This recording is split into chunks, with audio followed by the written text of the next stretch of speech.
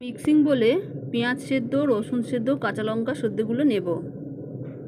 কাজু বাদাম, পোস্ত, চারমগজ এই মিক্সিং বোলের মধ্যে দিয়ে একটা খুব ভালো পেস্ট বানিয়ে নেব। এই মাছে যেহেতু হলুদ দিইনি তাই একটু আষ্টে গন্ধ থাকতে পারে, সেই জন্য গরম মশলা আর টক দই দিয়ে মাছগুলোকে ভালো করে মাখিয়ে কিছুক্ষণ রেখে দেব। তাহলে মাছের এই যে আষ্টে গন্ধ সেগুলো আর পাওয়া যাবে না। মশলাটা দিয়ে এবার কষিয়ে নেব। গ্যাস কমিয়ে নুন দিয়ে দিলাম। এবার একটু চিনি দিয়ে ভালো করে কষিয়ে নেব। মাছগুলো দিয়ে ওপর দিয়ে ঘি দেব। ঘি দিয়ে অনেকক্ষণ একটু ফুটিয়ে নেব। যেহেতু এটা মোগলাই রান্না তাই জন্য সামান্য অল্প একটু কেওড়ার জল দিয়ে দেব। এই কাতলা রেজালা একবার খেলে বারবার খেতে ইচ্ছা করবে, মনে হবে আর একটু ভাত বেশি খাই। চলো।